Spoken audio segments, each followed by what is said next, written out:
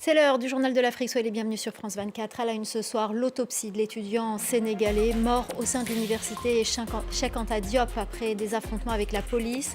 Elle a fuité dans la presse. Elle confirme les actes de violence subis par la victime.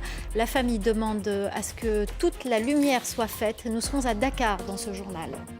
Première visite officielle de la MONUSCO à Goma depuis la prise de la ville par l'AFC M23. La chef de la mission onusienne par intérim a atterri à l'aéroport de la ville ce jeudi. Objectif, discuter avec les nouvelles autorités pour faire avancer l'application du cessez-le-feu. Reportage à Goma à suivre. Et puis ce soir, on vous parle du Fugu Day, une journée pour célébrer un vêtement traditionnel au Ghana. Ça sera tous les mercredis, une décision des autorités pour contrer les railleries sur les réseaux sociaux. Les détails à la fin de ce journal.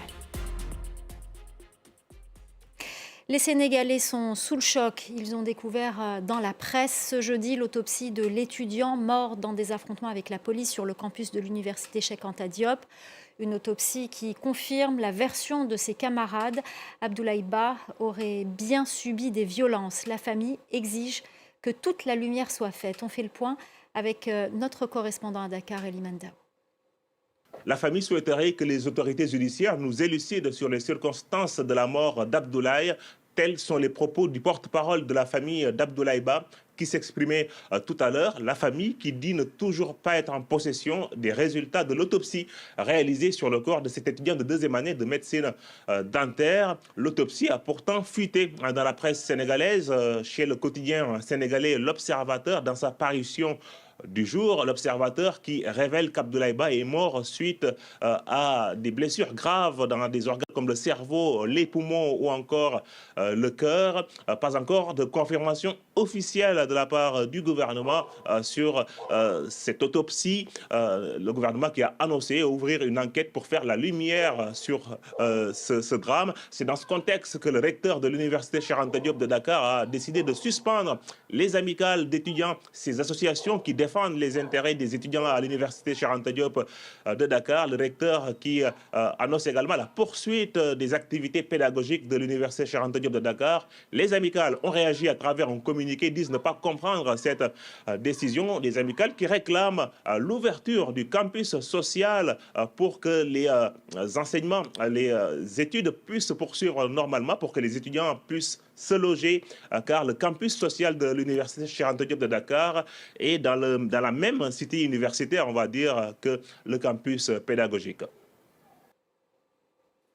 On en vient à présent à la crise dans l'est de la République démocratique du Congo. L'Angola, médiateur du conflit, a proposé à Kinshasa et au M23 de respecter un cessez-le-feu à compter du 18 février prochain.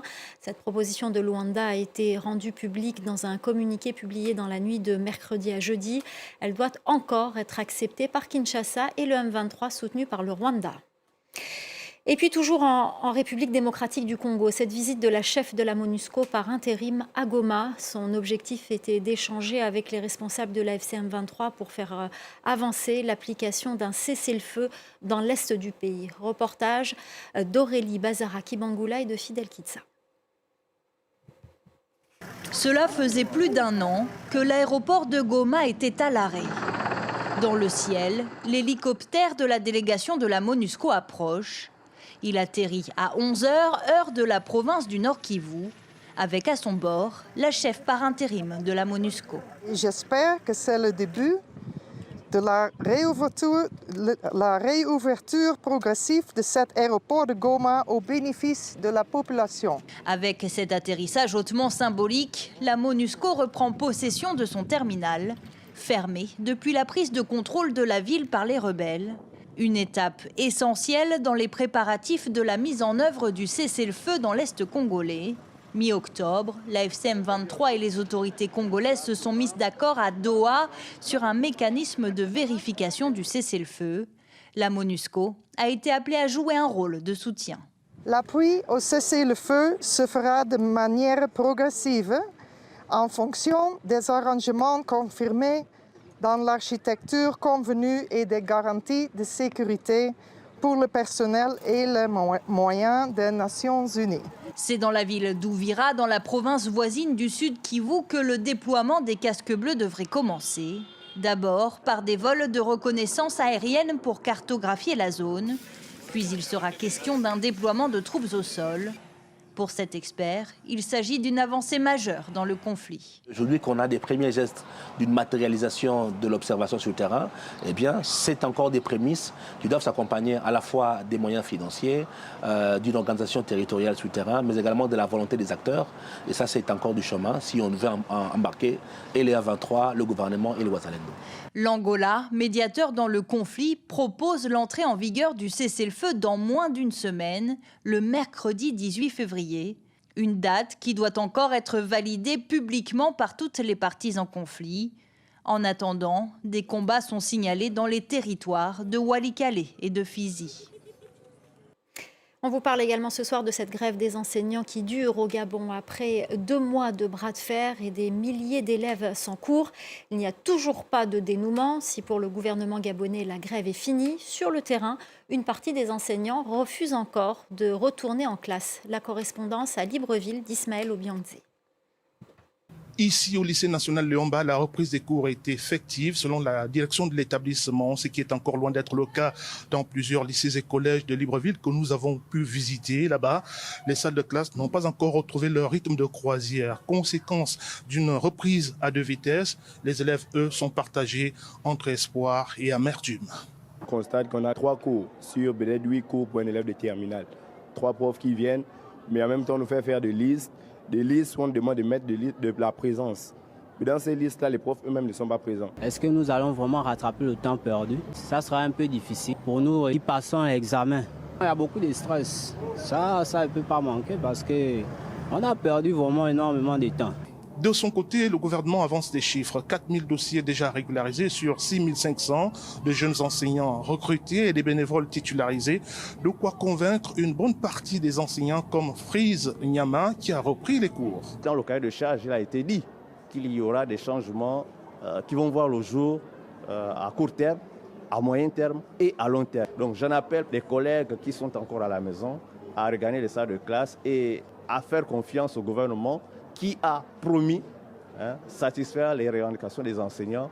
À l'origine de la grève des enseignants, SOS Éducation, un mouvement de professeurs créé en dehors de tout syndicat. Un représentant est désigné à chaque assemblée générale. Résultat, face au gouvernement, pas d'interlocuteur unique. Initialement prévu fin juin, l'année scolaire est prolongée jusqu'au 31 juillet prochain. Les examens sont donc décalés. Cette enquête de nos confrères de Reuters, ils ont découvert un complexe militaire en construction en Éthiopie. Il s'avère, selon eux, qu'il accueille désormais des futurs combattants de la milice paramilitaire des forces de soutien rapide qui est en guerre au Soudan voisin. La correspondance régionale de Bastien Renouille. Ce camp militaire est situé dans la région du Bénichangul-Gourmouz, une région frontalière du Soudan. Il a une capacité de 10 000 hommes et 4 300 personnes étaient en train de s'y entraîner au mois de janvier, selon des documents diplomatiques confidentiels consultés par nos confrères de l'agence Reuters. Toujours selon Reuters, ces militaires sont entraînés par les Émirats arabes unis qui ont également construit ce camp.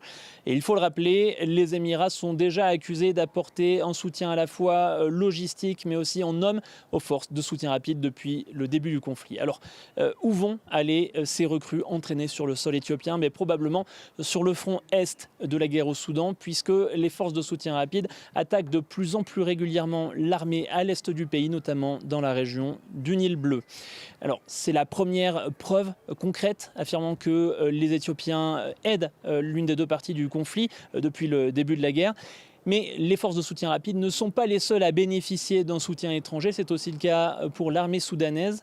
Nos confrères du New York Times ont publié récemment une enquête qui prouve qu'une piste de décollage a été construite au sud de l'Égypte, à proximité de la frontière avec le Soudan.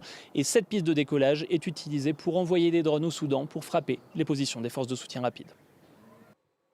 En Guinée, l'agenda politique s'accélère. Après l'élection présidentielle, le pays s'engage dans une nouvelle séquence électorale marquée par les prochaines élections législatives et communales qui doivent être organisées conjointement d'ici le mois de juillet.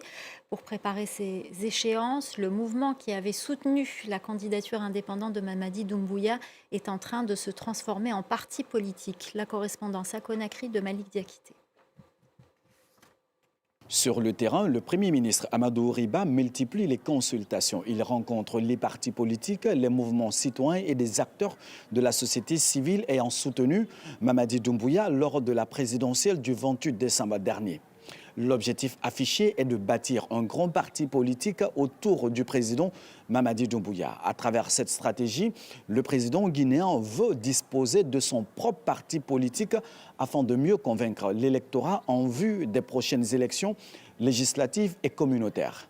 Par ailleurs, les candidats aux futures élections multiplient les rencontres à la base. Les annonces des prochaines échéances locales, régionales, communautaires et sénatoriales seront bientôt mises en œuvre pour que nous venions au retour à l'ordre constitutionnel. Je pense que ça devient urgent pour que les collectivités ressentent le développement qui est annoncé par le programme Simandou, annoncé par le chef de l'État. L'effectivité de ce développement, il sera ressenti au niveau de nos communes et de nos collectivités. Nous serions candidats à la commune de Matam pour porter la vision nationale au niveau local dans cette collectivité.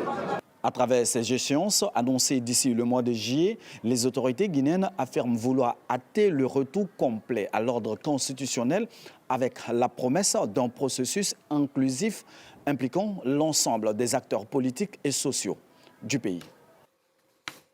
Dans le reste de l'actualité, en bref et en images, cette annonce du président sud-africain Cyril Ramaphosa, les autorités vont déployer l'armée aux côtés de la police pour lutter contre le niveau élevé de crimes organisés dans le pays. Le taux de mortalité en Afrique du Sud est autour de 60 morts par jour. Il est souvent lié au règlement de compte entre gangs rivaux. La relance des activités diplomatiques entre Alger et Niamey. Le président algérien Abdelmadjid Tebboune a décidé du retour de l'ambassade d'Algérie au Niger après une crise diplomatique liée à un drone malien abattu par l'armée algérienne. Une décision prise après le retour ce jeudi de l'ambassadeur du Niger en Algérie. La réouverture en avril de la frontière terrestre entre le Kenya et la Somalie. Elle est fermée depuis 15 ans en raison d'attaques de combattants islamistes Shebab, des attaques répétées au Kenya, une annonce du président kényan William Ruto. Et puis le bilan s'alourdit à Madagascar après le passage du cyclone Gizani. Au moins 38 personnes ont perdu la vie. Le cyclone a frappé de plein fouet Tamatave, la deuxième ville du pays. Selon les autorités malgaches, elle a été détruite à près de 75%.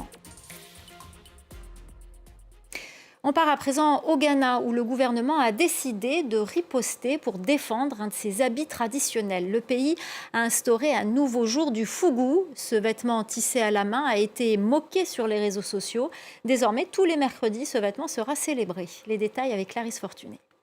Tout a commencé avec ces images de la visite d'État du président John Dramani Mahama en Zambie la semaine dernière. Une tenue traditionnelle, raillée sur les réseaux sociaux, qualifiée de blues ou démodée. Une moquerie qui a provoqué une vive réaction des Ghanéens et déclenché une vague de fierté.